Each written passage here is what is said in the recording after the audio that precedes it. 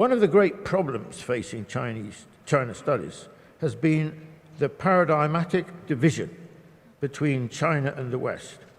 The belief by many, if not most, Western scholars and experts that China should be understood through the prism of the West. Ultimately, they seek to measure China in whatever field according to Western criteria by the extent to which China is Westernized. By this yardstick, of course, China always fails. China is not Western, never has been, and never will be. The starting point can only be understanding China as it is, in its own terms, not denying China its specificity, its profound historical and contemporary difference.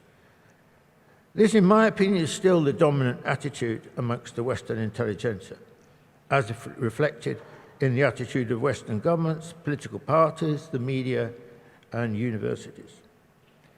This, perhaps more than anything, explains Western negativity towards China, that it always fails the Western test, that it is not Western, that it is fundamentally inferior.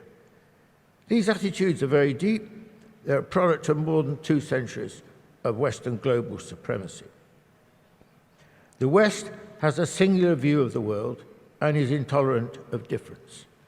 Every country must take the Western way. The consequence of this mentality has been very damaging for the West.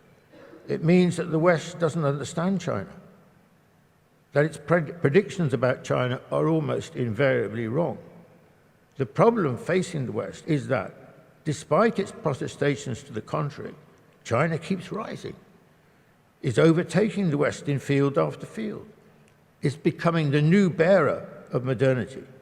In short, it is displacing the West.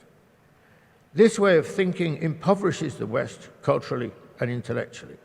It prevents it from understanding and learning from other cultures and civilizations, their logic, their wisdom, their values, and their achievements.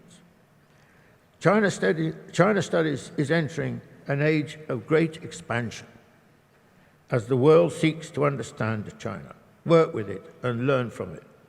We are only at the beginning of this process. Even now, China's remarkable history as a civilizational state, its extraordinary culture, its hugely effective governing system and tradition, the nature of its foreign policy are, beyond the point, still little understood, which is really hardly surprising, given that until relatively recently, China has been isolated from the world. There is already, and even more in the future, a huge thirst to learn about China. This is the great challenge for China studies over the decades to come. Thank you very much.